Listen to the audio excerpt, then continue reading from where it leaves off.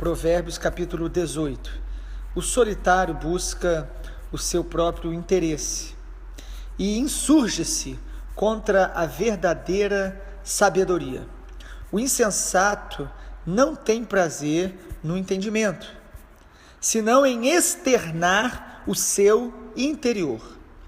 Vindo a perversidade, vem também o desprezo, e com a ignomínia a vergonha. Águas profundas são as palavras da boca do homem, e a fonte da sabedoria, ribeiros transbordantes. Não é bom ser parcial com o perverso, para torcer o direito contra os justos. Os lábios do insensato entram em contenda, e por açoites brada a sua boca. A boca do insensato é a sua própria destruição, e os seus lábios um laço para a sua alma. As palavras do maldizente são doces bocados que descem para o mais interior do ventre. Quem é negligente na sua obra já é irmão do desperdiçador. Torre forte é o nome do Senhor, a qual o justo se acolhe e está seguro. Os bens do rico lhe são cidade forte, e segundo imagina, uma alta muralha. Antes da ruína, gaba-se o coração do homem, e diante da honra vai a humildade. Responder antes de ouvir é estultícia e vergonha. O espírito firme sustém o homem na sua doença, mas o espírito abatido, quem o pode suportar? O coração do sábio adquire o conhecimento, e o ouvido dos sábios procura o saber. O presente que o homem faz, alargar-lhe-á o caminho, e leva-o perante os grandes. O que começa o pleito parece justo, até que vem o outro e o examina. Pelo lançar da sorte cessam os pleitos, e assim decide a causa entre os poderosos. O irmão ofendido resiste mais que uma fortaleza. Suas contendas são ferrolhos de um castelo. Do fruto da boca o coração se farta, do que produzem os lábios se satisfaz. A morte e a vida estão no poder da língua, e quem bem a utiliza come do seu fruto. O que acha uma esposa acha o bem, e alcançou a benevolência do Senhor. O pobre fala com súplicas, porém o rico responde com durezas. O homem que tem muitos amigos sai perdendo, mas há amigo mais chegado que um irmão. Louvado seja o nome do Senhor. Provérbios capítulo 18, dentre tantos conselhos de Deus, tantas palavras preciosas, nós queremos destacar a palavra sensatez. Sensatez, que é uma das palavras usadas quando fala do sábio. O sábio é sensato, e o estulto, ele é chamado de insensato. Muitas vezes, a sabedoria, ela não vai ser revelada com grandes realizações, com grandes insights, pensamentos iluminados, que de vez em quando nós temos, ideias brilhantes, mas muitas vezes a sabedoria ela é revelada no bom senso. Há coisas que você não está precisando ouvir Deus de uma maneira muito forte para a gente mudar. O que nós precisamos é do bom senso bíblico, o bom senso do servo de Deus, que nós precisamos praticar em coisas pequenas. O capítulo 18 vai nos mostrar que nós precisamos ter bom senso, ou sensatez, em primeiro lugar, para não se isolar. O versículo 1 diz: o solitário busca o seu próprio interesse. Não ficar isolado, não ficar ilhado, não se afastar da comunhão. E não é apenas você ir para um lugar e ficar sem falar com ninguém, mas é você também, quando estiver com as pessoas, você se aproximar delas no coração. Porque nós podemos estar no meio de muitas pessoas, mas isolados, por dentro se fechando. Existe uma porta, amado, que nós fechamos por dentro, e só se abre por dentro. Por isso Jesus fala isso, que estou à porta e bato. Lá em Apocalipse ele diz: se você ouvir e abrir, nós precisamos abrir a porta do coração para pessoas entrarem. para pessoas que podemos falar um pouco mais da nossa intimidade. É falta de bom senso alguém se isolar. Na verdade, a sabedoria de Deus nos dá o exato equilíbrio entre não se isolar e nem viver uma vida de dependência emocional. A sabedoria de Deus nos faz ter esse equilíbrio de saber contar com as pessoas e também saber o momento da gente ficar sós com Deus e ouvir o nosso próprio coração. Em segundo lugar, Provérbios 18 também vai nos falar que temos que ter bom senso para buscar sempre mais entendimento. Buscar mais entendimento.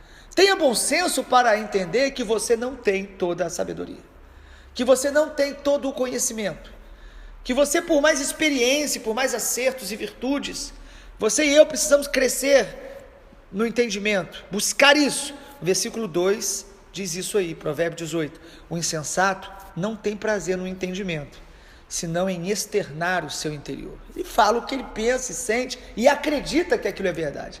Essas são as bases das fortalezas espirituais que a Bíblia chama. Pensamentos rígidos que estão contrariando o propósito e a vontade de Deus. E às vezes nós alimentamos esses pensamentos como uma fortaleza e temos convicção. E às vezes são fortalezas religiosas. Se tem uma fortaleza que é realmente resistente dentro da gente, são as fortalezas, entre aspas, espirituais ou religiosas que nós construímos.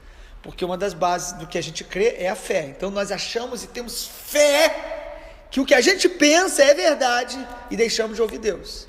O sábio, ele tem bom senso de sempre estar aprendendo, de estar revendo as suas opiniões, ouvindo outras pessoas. O versículo 15 diz: o coração do sábio adquire o conhecimento e o ouvido dos sábios procura o saber. Procura. Bom senso para você e eu estarmos sempre buscando ouvir a voz de Deus e aprender coisas novas. Em terceiro lugar, precisamos ter sensatez. O sábio, a sabedoria de Deus, nos dá sensatez para ser justo, para agir debaixo da justiça de Deus. No versículo 5, não é bom ser parcial com o perverso.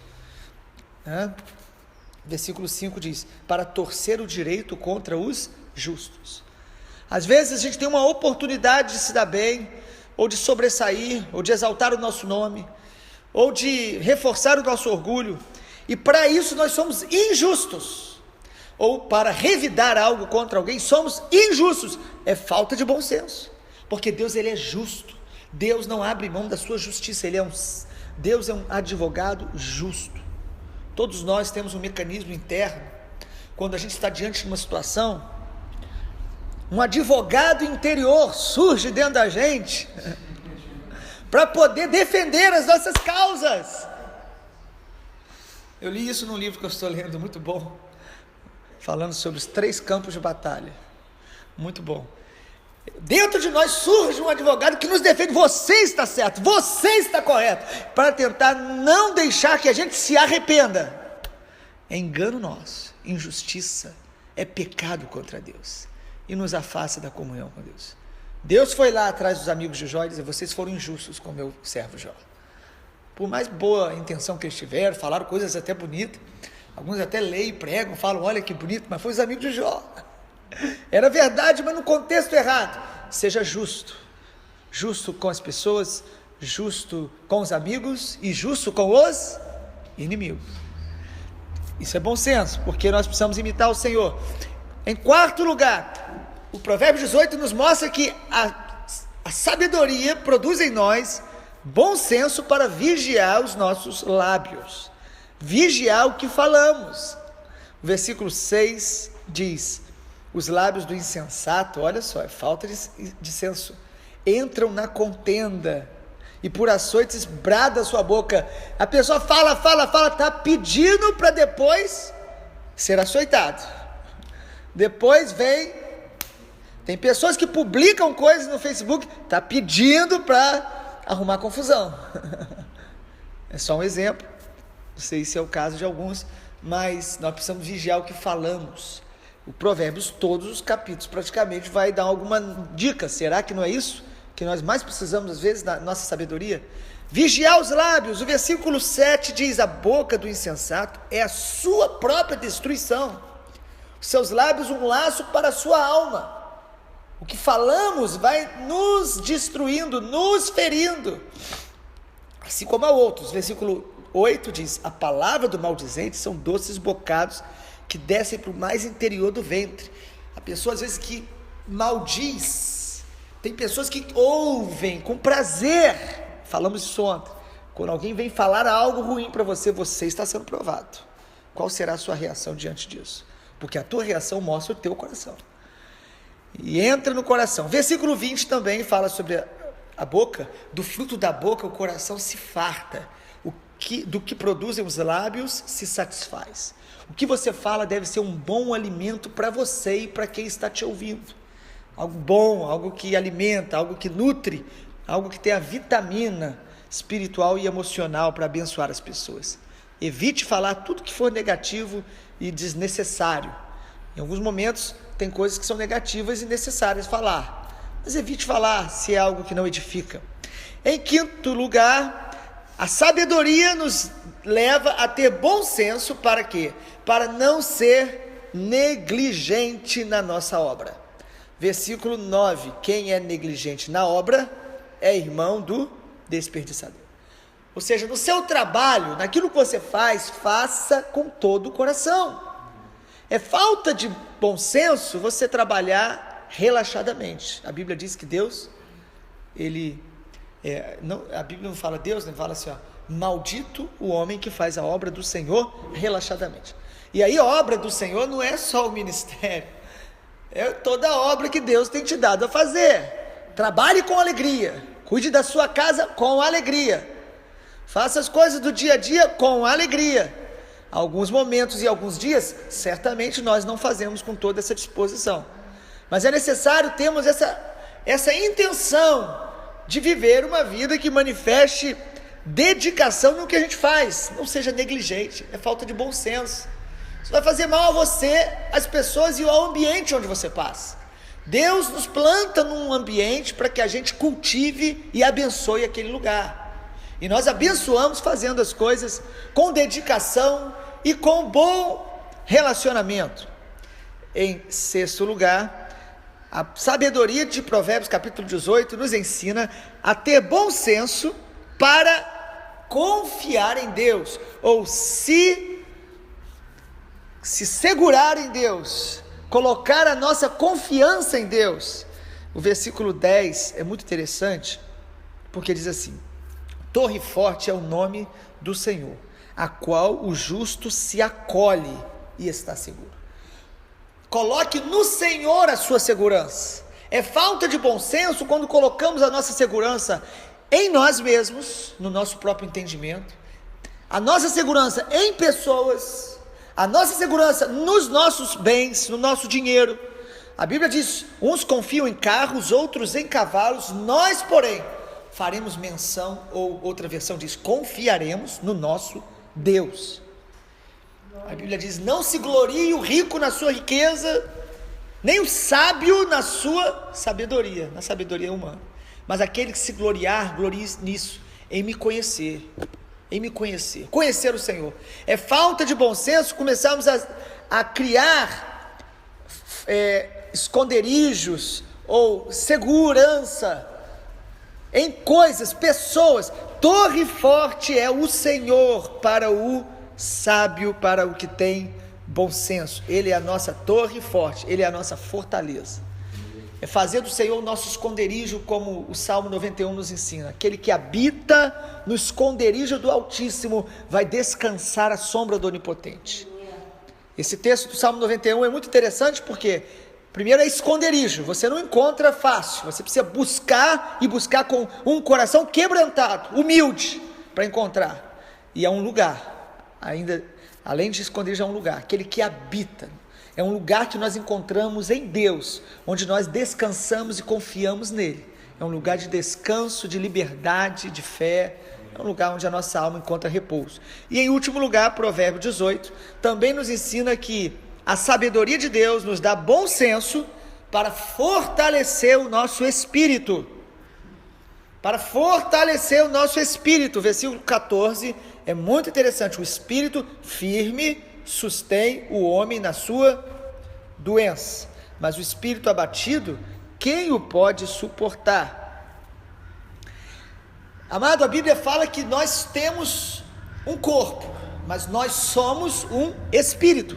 Deus nos criou, soprou sobre nós e nos fez alma vivente. Nós precisamos fortalecer o nosso espírito. Como fortalecemos o espírito? Alimentando o espírito, alimentando com a palavra, alimentando com boas conversas, alimentando o espírito com vigilância, com oração, com intimidade com Deus. Alimente o teu espírito todos os dias, com revelações, com refeições bem nutritivas para o teu espírito, porque com o nosso espírito firme nos sustenta nos dias maus. O salmista diz no Salmo 51, o salmista Davi diz: Senhor, renova dentro de mim um espírito inabalável. Deus quer nos dar um espírito que resista aos furacões emocionais, aos vendavais e às tempestades. Aquele espírito que a Bíblia diz: ainda que eu passe pelo fogo não me queimará, e pelas águas não me afogará. Mas para isso eu preciso me fortalecer no Senhor, como Efésios capítulo 6 diz: fortalecei-vos no Senhor e na força do seu poder. Fortaleça o teu espírito, porque o dia mau vai ser vencido com um espírito forte. Louvado seja o nome do Senhor. Versículo 14 então diz: o espírito firme sustenta até na doença. Uma pessoa doente, mas espiritualmente forte, ela demonstra naquele momento bom senso, lucidez, fé. Mas você visita alguém às vezes que não está nem tão doente assim, está resfriado, e ele está desanimado da vida, quase entrando em depressão, porque o espírito está extremamente enfraquecido. Alimenta o espírito, ore no espírito.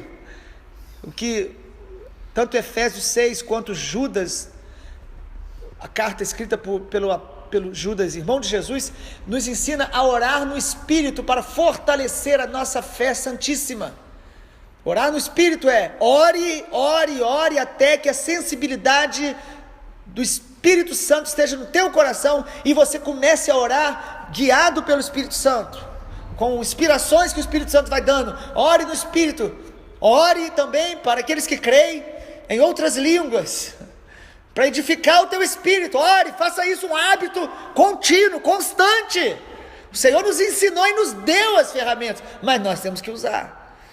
Nós precisamos fortalecer o nosso espírito. Temos falado nesses dias sobre o cuidado com a alma. Precisamos cuidar da nossa alma, porque às vezes o corpo, quando está doente, a gente sente, toca e vê, mas a alma às vezes está mais doente que o corpo, e nós somos negligentes, porque nós não estamos vendo, e a gente só vê os sintomas, mas começamos a culpar os outros, a vida, o mundo, e a alma está doente.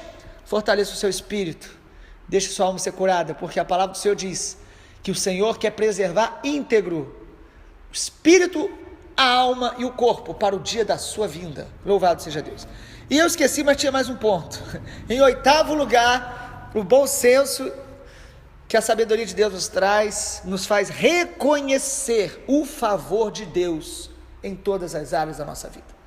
Tenha bom senso para reconhecer que o favor de Deus é que te dá tudo o que você tem.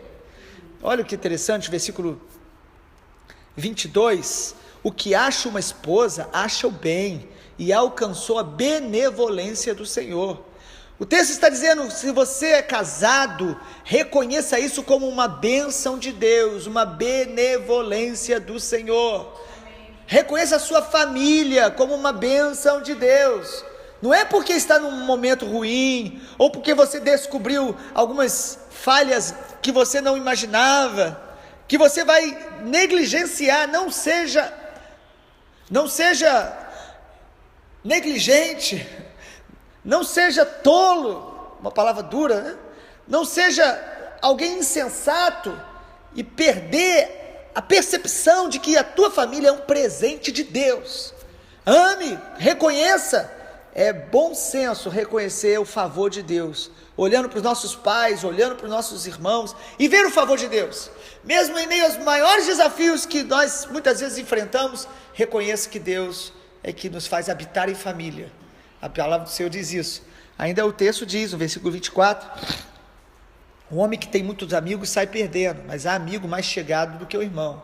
Reconheça isso, que o seu amigo é um presente de Deus, é uma bênção de Deus na tua vida. Reconheça os seus amigos, valorize isso como favor de Deus. Veja o favor de Deus em todas as áreas da sua vida. Seus amigos, sua família, os casados, os seus cônjuges, os solteiros. Reconheça o favor de Deus, colocando pessoas perto de você para te abençoar e para que você seja bênção. Tudo é favor, é graça de Deus. Senhor nos abençoe nessa manhã. Em nome de Jesus possamos crescer em sabedoria. Amém.